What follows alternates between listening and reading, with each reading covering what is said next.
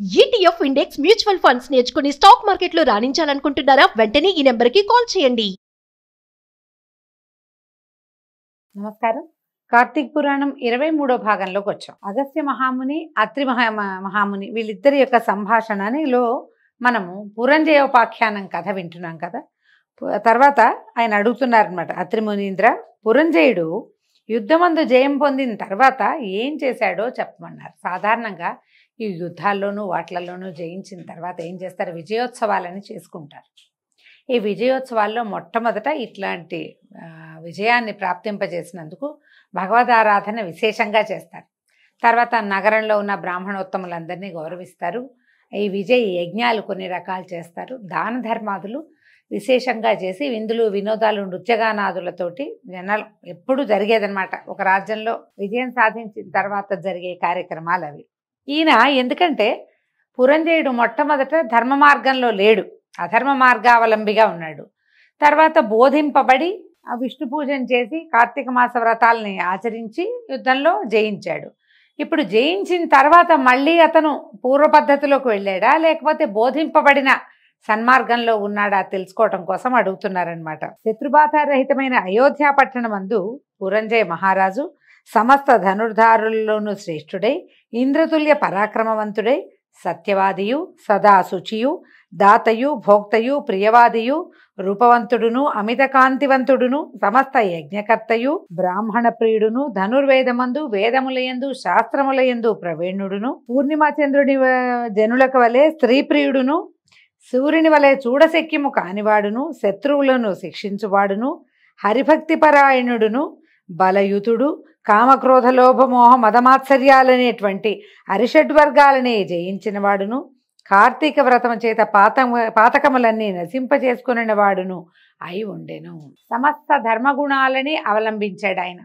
దానివల్ల ఈ ధార్మికమైన విధానం వల్ల కాంతి, కీర్తి, ఉన్నతి, సంపద ఇవన్నీ కూడా ఆయనని ఆశ్రయించి ఉన్నాయి. ఎవరైతే ధర్మ మార్గావలంబిగా ఉంటాడో అతడికి సమస్తమైన కళ్యాణ గుణాలు అతని యందు ఉంటాయి. అలా కనపడుతున్నాడు అనమాట. ఈ విధంగా ఉన్నటువంటి పురంజయుడికి విష్ణు సేవ యందు బుద్ధి జనించింది. ఆ రోజు యుద్ధం నుంచి తనని తను కాపాడుకోవటానికి, జయం పొందటానికి చేసిన వాడుగా లేడతను. అంతేకాదు, అవాళ ఒక్కరోజు నేనంత అర్చన చేస్తే నాకు ఇలాంటి జయాన్ని పట్టించిన వాడైనటువంటి హరిని నిరంతరము సేవించాలని వచ్చింది. నేను ఎలా హరిని ఆరాధిస్తాను, ఏ దేశమందు, ఏ మాసమందు, ఏ క్షేత్రమందు సురక్షితంగా సుఖంగా ఆరాధిస్తాను అని ఇలా ఆలోచించేవాట. ఇలాంటి ఆలోచనల్లో ఉన్న అతనికి ఒక ఆకాశవాణి వినపడిందట. ఏమైంది? ఓ పురంజయ, శీఘ్రముగా కావేరికి పొమ్ము, అచట శ్రీరంగమును దివ్యక్షేత్రము కలదు, అచట శ్రీరంగనాథుడు వసించి ఉన్నాడు, కాబట్టి సంసార ఛేదము చేయువాడైనటువంటి శ్రీరంగ నిలయుని సేవించుము అని చెప్పి ఊరకుండెను. నేను ఆలోచిస్తూ బాగా తీవ్రంగా ఉన్నాడనమాట. ఆయనకి ఆకాశవాణి వినిపించింది, కావేరీ పట్టణ నదీ తీరంలో ఉన్నటువంటి శ్రీరంగనాథుడిని సేవించు అని. ఆ మాట విని రాజు అయోధ్య పట్టణాన్ని విడిచిపెట్టి తన చతురంగ బలాలతో అనేక క్షేత్రములను తీర్థములను చూచుతూ కావేరీ మధ్యనున్న శ్రీరంగం చేరెను. మన కథ ప్రకారం ఈయన ఎక్కడున్నాడండి? అయోధ్యలో ఉన్నాడు. ఈ అయోధ్య ఎక్కడుంది? ఇప్పుడు మనం సేవిస్తున్న అయోధ్య రాముల వారు పుట్టింది ఉత్తరప్రదేశ్. అక్కడి నుంచి శ్రీరంగం అంటే తమిళనాడు చేరాలి.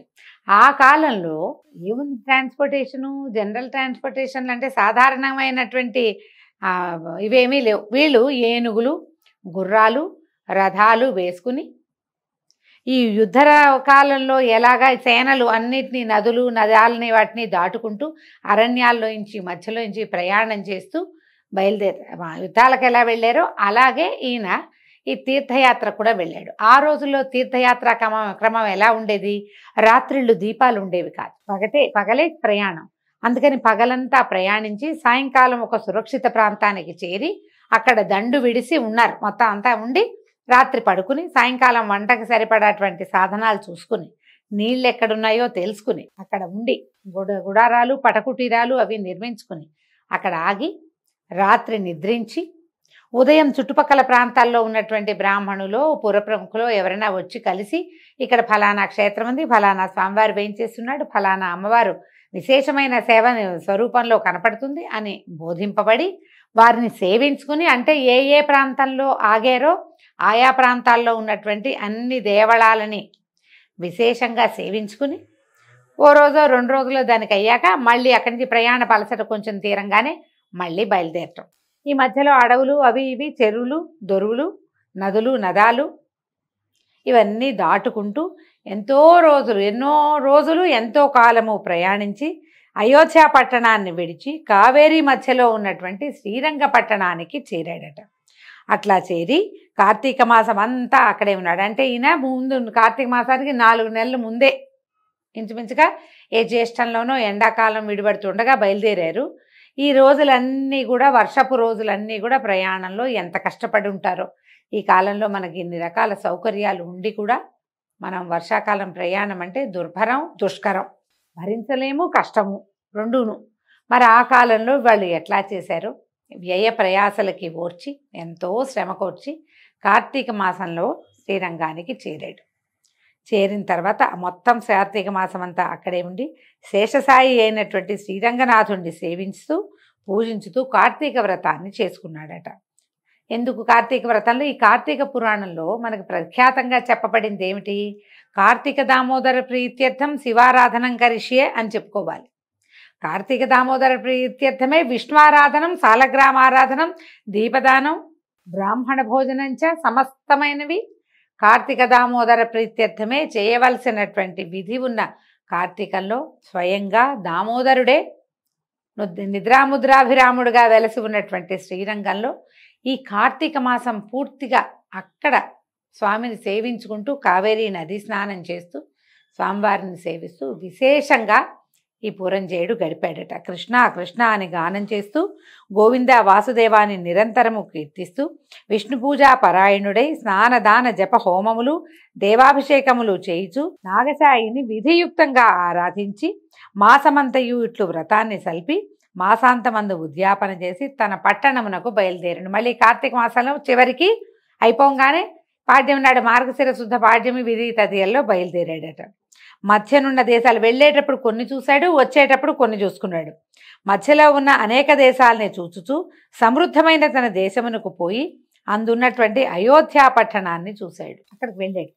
వెళ్ళిన తర్వాత ఈ అయోధ్య అన్ని రాష్ట్రములకు అలంకారం వంటిది, సంతోషముతో పుష్టితోనూ కూడినటువంటి జనులు కలిగినది, దృఢముగా ఉన్న ప్రాకారములు తోరణములు కలిగి ఉన్నది, అత్యంత దృఢవంతములైన యంత్రములు గడియలు కలిగినది, అగట్టలు కలిగినది, గుర్రములతో ఏనుగులతో రథములతోనూ నిండి ఉండేది, గృహగోపురముల వెంట వీధులు కలిగింది, అనేక వర్ణములు కలిగిన పతాకములు కలిగినది, వాయువు చేత ప్రజ్వలింపజేయబడుతున్నటువంటి అగ్నులు, వాయువు చేతనే చెలింపజేయబడుతున్నటువంటి పతాకములు కలిగింది, అనేక భట సంయుతము అనేక దేశవాసులతో కూడినది అయి ఉండెను. అచట బ్రాహ్మణులు సర్వశాస్త్రవేత్తలు, క్షత్రియులు శత్రు సైన్య భేదకులు, వైశ్యులు సర్వరత్న దాతలు, శూద్రులు సర్వసంపదలను అనుభవించువారుగా ఉండే చాతుర్వర్ణాల వాళ్ళు అమోఘంగా ఉన్నారు, సంపదతో కూడి ఉన్నారన్నమాట. అచట స్త్రీలందరూ సుందరులు, హంసల వలను ఏనుగుల వలను నడుచువారు, చెవుల వరకు ఉండేటువంటి విశాలమైన నేత్రాలు కలిగిన వారు, చక్కని అందమైన శరీరాకృతి కలిగిన వాళ్ళు, మంచి వస్త్రములు, సమస్త భూషణ భూషితులుగాను సౌందర్యవంతులైన స్త్రీలతోటి నిండి ఉందట అయోధ్య నగరం. అతటి వేశ్యలు అంటే బహుశా గణికావృత్తిలో ఉండేవాళ్ళు, కొంతమంది రాజనర్తకులు కూడా ఉండేవాళ్ళు, సంగీతమందు నృత్యమందు నిపుణులు, సౌందర్యంతో లావణ్యంతో కూడి ఉండేవారు, నిత్యానంద యుక్తులు, మదోన్మత్తులు, సమస్త స్త్రీగుణభూషితులై చూచుటలోనూ మాట్లాడుటలోనూ కూడా బహునేర్పరులై సభలలోనూ రాజమార్గాల్లోనూ రచ్చలలోనూ ఆటలాడుతూ ఉండేవాళ్ళు. అంటే హాయిగా సంచరించేవాళ్ళు జనం. అతడి కుల స్త్రీలు గుణవంతులై సర్వాభరణ భూషితులై పాతివ్రత్య పరాయణులుగా ఉండేవారు. ఓ అగస్త్యమనుంద్ర, అతడి మనుషులందరూ తమ తమ వర్ణాశ్రమ ధర్మములందు స్థిరముగా ఉన్నారు. పురంజేయుడు ఇట్లా ఉన్నటువంటి తన పట్టణాన్ని చూసి ఎంతో సంతోషించి యథారాజా తథా ప్రజ అను న్యాయాన్ని బట్టి రాజు న్యాయవర్తి అయినందువలన ప్రజలు కూడా న్యాయమందే ఉన్నారని తెలుసుకొని ఎంతో సంతోషించాడట. పౌరులందరూ రాజు వచ్చుట విని వేవేలుగా గుమిగూడారు. రాజు మీద పేలాలు పుష్పములు చల్లారు. ఈ లాజాలు చల్లటం, పేలాలంటే ఇవేనండి, మన పాప్కార్న్ అంటాం కదా, కానీ కార్న్ పాపులు కావవి. లాజలంటే వడ్ల పేలాలు. ఆ పేలాలు పువ్వులు చల్లుతారు. రఘువంశంలో కూడా ఈ ప్రస్తావన కనపడుతుంది. రాముల వారు రాజ్యానికి తిరిగి వచ్చినప్పుడు కూడా ఆయన మీద లాజలు చల్లారు. బ్రాహ్మణ వివాహ క్రతువుల్లో, బహుశా క్షత్రియ వైశ్య వివాహ క్రతువుల్లో కూడా కనిపిస్తాయి. లాజహోమం అని ప్రత్యేకంగా చేస్తారు. వరి పేలాలని హోమంలో సమర్పిస్తారు. అవి పవిత్రమైనవిగా భావిస్తారు. అవన్నీ చల్లారట రాజు మీద. అంటే ఇంత పెద్ద యాత్ర చేసుకుని భగవత్ సాన్నిధ్యంలో నెల రోజులు గడిపి కార్తీక వ్రతాన్ని సాంగంగా, పురాణోక్తంగా, విధియుక్తంగా, శాస్త్రవిహితంగా, వేదోక్తమైన విధానంలో చేసుకుని వచ్చినటువంటి ఆ రాజు యొక్క దర్శనం వల్లే తమకు పుణ్యం లభిస్తుందని పౌరులు భావించారట. భావించి ఆయన మీద లాజలు చల్లి పువ్వులు చల్లి ఆయన్ని ఆహ్వానించారు. రాజు పట్టణంలో ప్రవేశించి తన ఇంటి యందు సుఖముగా నివసించి ఆ తర్వాత విధియుక్తంగా, ధర్మయుక్తంగా, న్యాయంగా పట్టణాన్ని పరిపాలించాడు, తన దేశాన్ని. తర్వాత కుమారులు మనుమలు కలవాడే అనేక భోగముల్ని అనుభవించి చివరకు కుమారులకు రాజ్యభారాన్ని అప్పగించి తను కూడా భార్యతో కలిసి వానప్రస్థానికి వనమునకు పోయి వనమందు కూడా కార్తీక వ్రతాన్ని విడువక చేయిచు హరిభక్తి స్థిరముగా చేసి దానివల్ల వైకుంఠలోక వాసి అయి సుఖంగా ఉన్నాడు. తర్వాత అంత్యంలో ఆయన వానప్రస్థాశ్రమం తర్వాత మరణించిన తర్వాత వైకుంఠాన్ని పొందాడట. అగస్త్య మునీంద్ర, కార్తీక వ్రతము సంపూర్ణమైన మహాత్మ్యము కలిగింది. ఈ కార్తీక ధర్మములో ఈ ధర్మములన్నీ హరికి ప్రీతికరము.